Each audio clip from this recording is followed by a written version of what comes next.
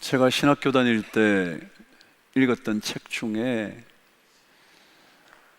헬라 문명과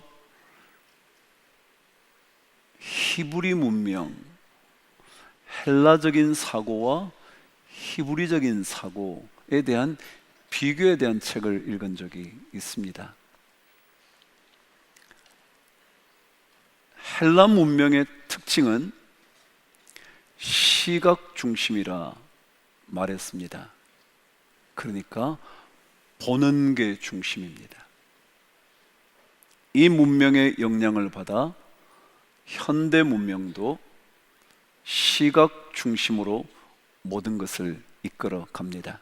그러니까 눈에 보이게 함으로 인하여 마음을 얻어오는 것입니다. 그래서 광고가 점점 더 발달하죠. 왜요? 눈에 보이는 것을 통하여 훨씬 더 쉽게 사람을 빼앗아 올 수 있기 때문에 그런 겁니다. 한번 생각해 보시죠. 그리스에는요 신들이 참 많았어요. 신화를 통하여 만들어낸 신들이 참 많았죠. 그래서 곳곳마다 신상을 세웠습니다.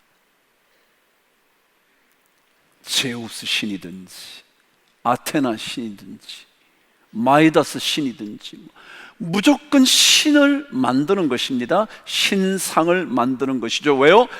보는 시각 중심이거든요. 그래서 그 신을 모시기 위하여 신전을 짓습니다. 그리고 그 속에 신상을 담아 두는 겁니다. 그리고 곳곳 벽에다가 신의 모습을 그려 놓는 것입니다. 그런데 반면에 히브리 문명의 특징은 시각 중심이 아니라 청각 중심이라 그렇습니다. 또 한번 생각해 보세요. 하나님은 자신의 형상을 만들래요, 만들지 말래요? 어떤 형상도 만들지 말라 그러셨어요. 시각으로 하는 게 아니거든요. 그러고는 늘 하나님께서 이스라엘 백성들에게 이스라엘 백성아 들어라, 들어라, 청각이요. 특별히 듣는다는 의미는 보이지 않기 때문에 내면에서 들려오는 소리, 영혼의 소리를 듣게 되는 것이라 말하더라고요. 오늘 우리 2026년 첫 번째 말씀을 듣습니다. 아마도 하나님께서 보여주시는 분으로 이 자리에 나타나시면 여러분이 훨씬 더 잘 믿을 텐데, 저 대신 하나님이 나타나셔서 설교하시면 안 믿으실 수 없을 텐데, 하나님은 그 방법을 쓰지 않고 하나님의 말씀을 영혼에서 들을 수 있도록 청각의 문화를 통하여 우리에게 말씀하십니다. 저는 한 해 동안 우리 모든 성도님들께서 더 집중해서 하나님의 말씀, 내면과 영혼에서 들려오는 그 말씀을 꼭 들을 수 있게 되기를 바랍니다. 보는 것에 너무 집중하지 마시고요, 시각적인 효과에 너무 관심 갖지 마시고요, 진짜 하나님께서 우리에게 들려주시는 그 음성에 우리 모두 집중할 수 있게 되기를 축복합니다. 저는 올해 중요한 교회의 핵심표를 믿음으로 은혜에 들어가라 라 말씀하는 로마서 말씀을 선택했습니다. 제가 이미 말씀에 대한 강조를 했잖아요. 말씀의 진리, 진리의 말씀으로 거룩하게 된 하나님의 백성들은 믿음으로 말미암아 은혜에 들어간다. 영어로 여러분 보셨다시피 step, 발걸음이죠. 스텝을 밟는 거예요. 그리고 into, 안으로요. grace, 은혜 안으로 들어가는 거예요. 믿음으로 말미암아 말이죠. 그래서 우리 성도님들과 제가 한 해 동안 더 주님의 은혜를 받기 위하여, 경험하기 위하여 그 은혜 안으로 깊숙이 들어갈 수 있기를 바랍니다. 여러분 혹시 어떠세요? 저는 은혜 입고 살면 좋겠습니다. 여러분 안 그러신가요?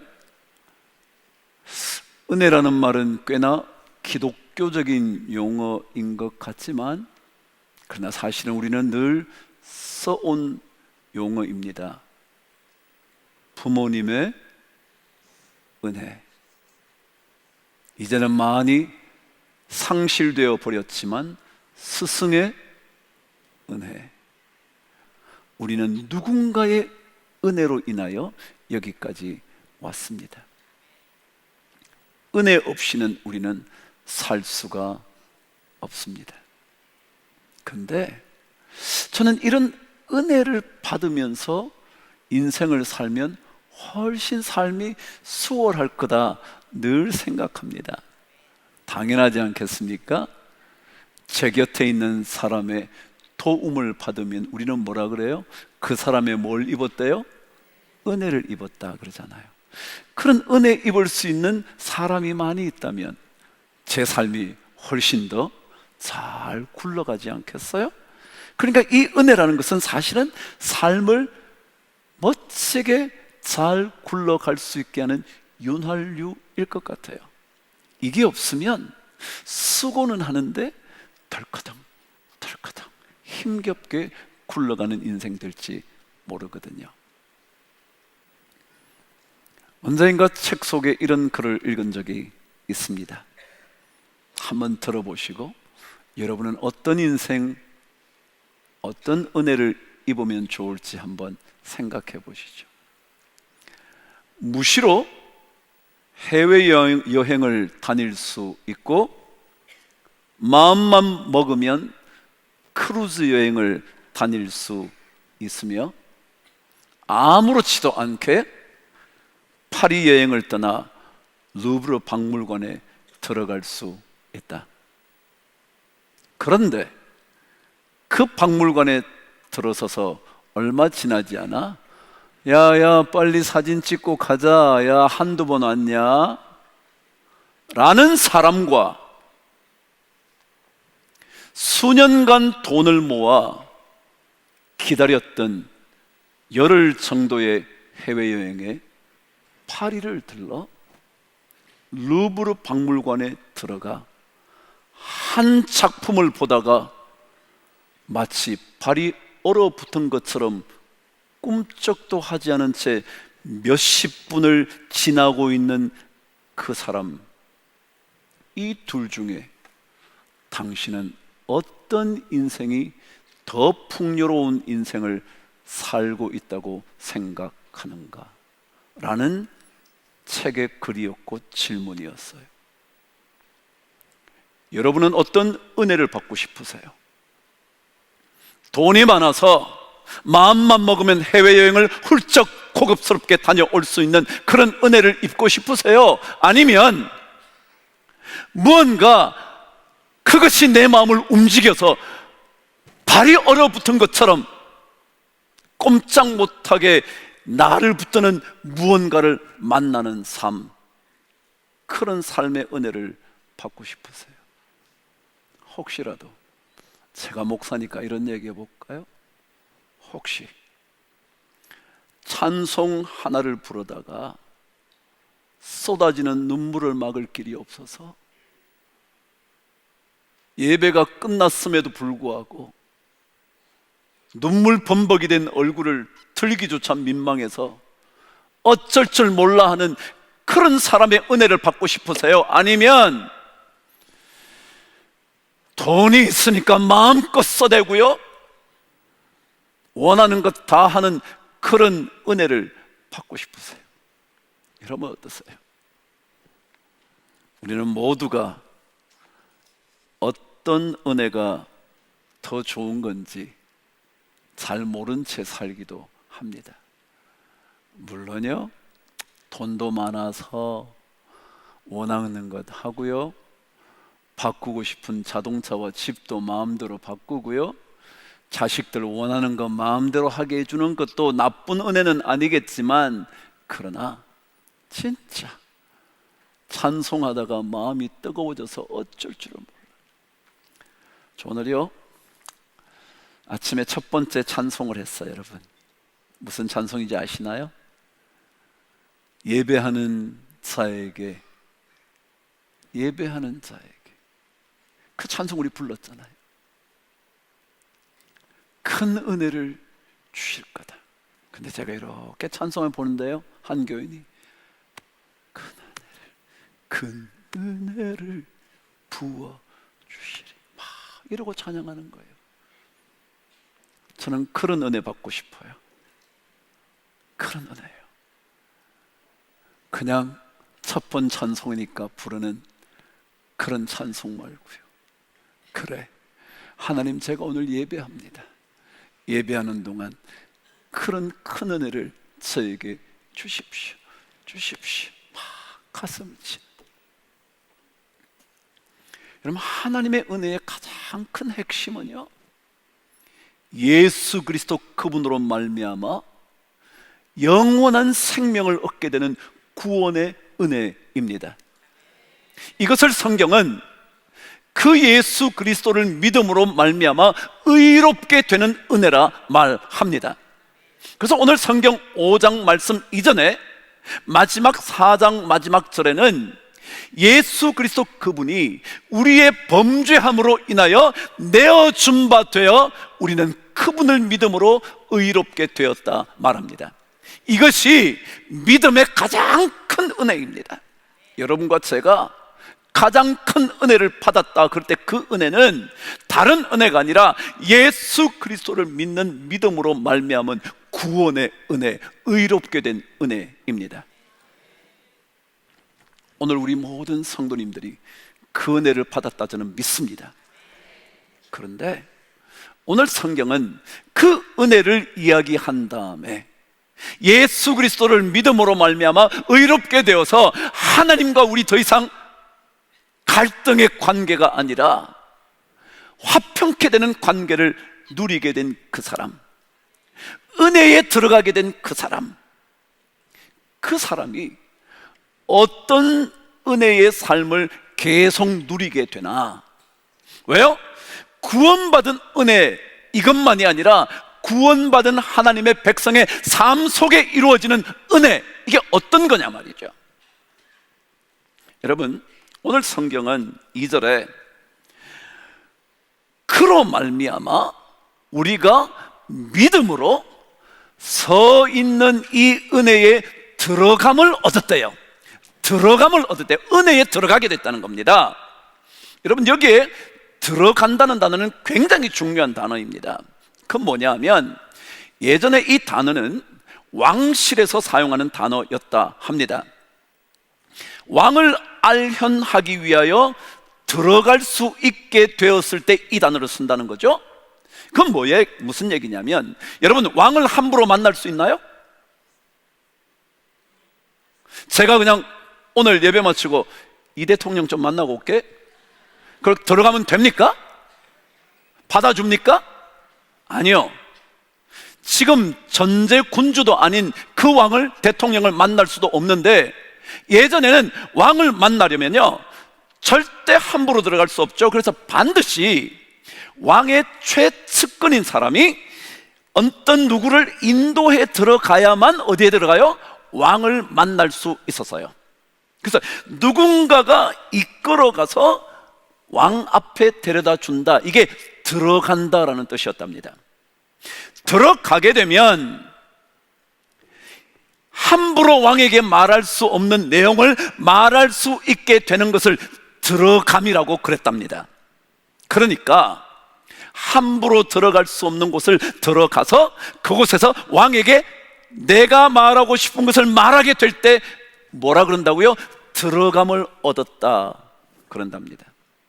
우리는요 예수 그리스도로 말미암아 생명의 근원이신 하나님께로 들어가게 됐다는 거예요. 근데 여러분, 들어가면 제가 방금 말씀드린 것처럼 여기서는 말할 수 없는 내용을 그 왕에게 말할 수 있는 기회를 갖게 되듯이 들어가 보면 경험하지 못했던 것들을 경험할 수 있다, 그런 얘기예요.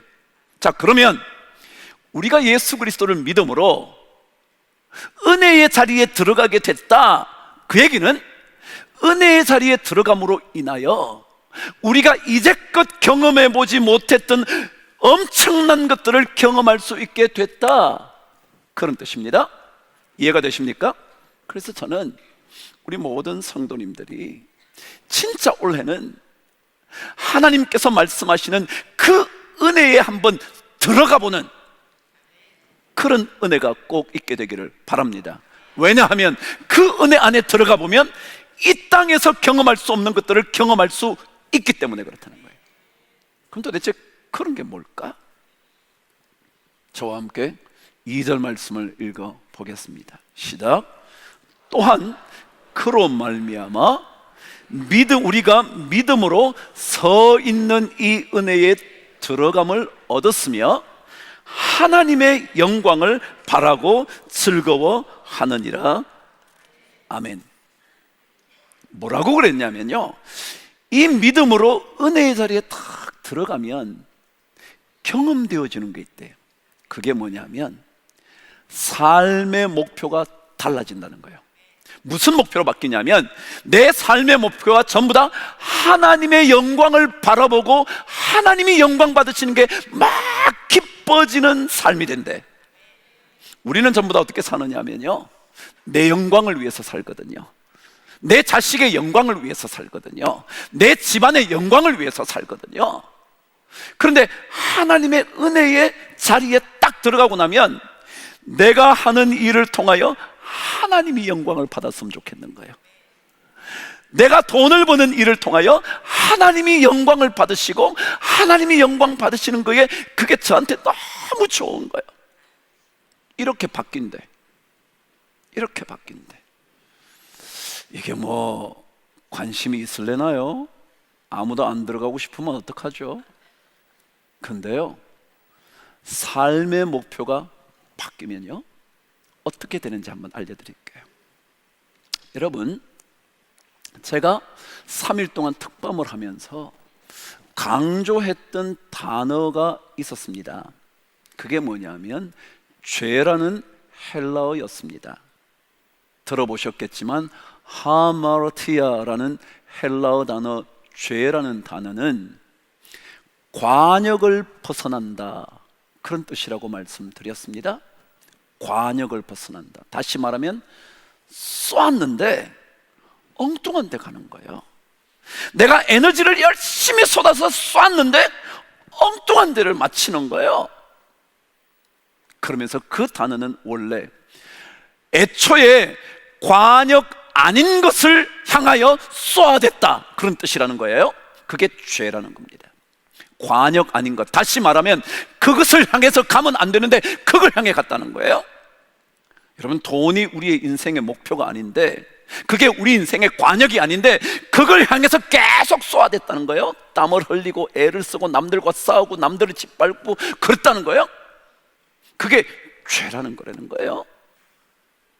그런데 이 하마르티아라는 헬라어가 구약 성경의 한 단어를 번역한 것인데, 구약의 죄라는 단어를 번역한 것인데, 구약의 죄라는 단어는 하타라는 단어인데 그 단어의 뜻은 뭐냐면 길을 잃어버린다 라는 단어입니다. 길을 잃어버린다. 다시 말하면 우리가 가야 할 길, 마땅히 걸어가야 할 길, 그것을 잃어버린 채 방황하는 거예요. 그래서 저게 관역인 줄 알고 열심히 쏘아댔지만 나중에 보니까 아무것도 없는 거예요. 의미가 없는 거예요. 허무함이 찾아오는 거예요. 공허감이 나를 짓눌러서 어쩔 줄 몰라 하는 거예요. 이게 아닌데, 이게 아닌데, 나 이러려고 이렇게 된 거 아닌데. 그게 죄, 하타, 하마르티아라는 단어라는 거예요. 하나님의 은혜의 자리에 들어가면 어떤 변화가 생기냐면, 예수 믿는 사람들은 그렇지, 내가 돈을 버는 목적도 하나님의 영광을 위하여 하는 거야. 야, 너 성공하는 것도 하나님 영광 때문에 하는 거야. 그걸 바라는 거야. 막 하나님이 나 때문에 막 영광을 얻으시면 좋겠다. 내가 말하는 것 때문에 누군가가 와, 하나님 대단하신 분이다. 야, 난 믿지는 않는데 그런 하나님. 어제 제가 특반 마지막 밤에 이런 말씀을 전했습니다.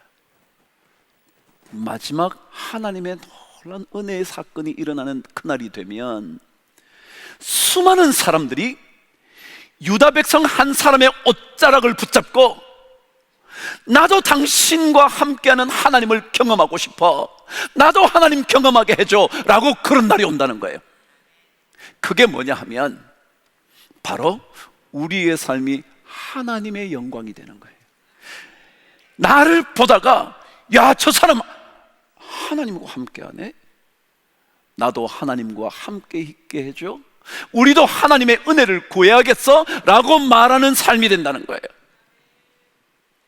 오늘 성경은 믿음으로 서 있는 이 은혜에 들어감을 얻었으며 하나님의 영광을 바라고 즐거워하느니라. 우리가 사는 거요, 돈을 잘 버는 것도 나쁜 건 없는데 그 돈을 잘 벌면서 하나님의 영광을 보여주는, 나 하나님 영광 보여주는 돈이야, 돈. 나 하나님 영광 보여주는 내 자식의 성공이야, 성공. 우리 가정 잘 되는 것 하나님 영광 보여주는 거야. 그래서 사람들이 전부 다 여러분의 옷자락을 붙들고 나도 하나님, 큰 하나님 좀 경험하게 해줘. 그게 우리 삶의 목표로 바뀐다는 거예요. 이런 삶의 목표가 바뀌어지고 나면 어떤 현상이 벌어지느냐 하면, 오늘 성경은 이어서 3절에서 이렇게 말합니다. 읽어보실래요? 시작. 다만 이뿐 아니라 우리가 환난 중에도 즐거워한대. 하나님이 계셔서 절망하지 않고 소망을 계속 품고 있는 거예요. 환난은 인내를, 인내는 연단을, 연단은 소망을 이루는 줄 알기 때문에. 그리고 그 환난이 우리를 훨씬 더 값진 인생으로 만들어 줄 알기 때문에. 이게 믿음 안에 들어간 삶의 풍성함이라는 거예요. 어려움이 문제가 아니더라고요. 문제는 믿음이더라고요. 믿음으로 그 은혜의 자리에 들어가기만 하면 경제적인 압박이 문제가 아니더라고요. 갈등이 문제가 아니더라고요. 환난이 나를 압착시키는 아픔인 것 같지만 아니, 이것은 나를 훨씬 더 값어치 있게 만드시는 하나님의 은혜라는 걸 알게 되는 거거든요. 그래서 이 은혜의 자리에 들어감을 얻었다는 것은요, 놀라운 축복이거든요. 저는 한 해 우리 모든 성도님들과 함께 이런 은혜에 좀 들어가 보면 좋겠다. 그래서 환난이 오히려 즐거운, 환난이 나를 더욱더 인내하는 사람으로, 환난이 나를 더욱더 성품을 다듬어주는, 인격을 갖추는 연단이 되는, 그래서 마침내 멋진 것으로 만드실 것을 믿는 소망 위에 살아가게 되는 그런 은혜 말이죠. 들어가 보지 않고는 절대로 경험할 수 없는 이런 은혜에 꼭 우리 모두가 들어갈 수 있게 되기를 주의 이름으로 축복합니다.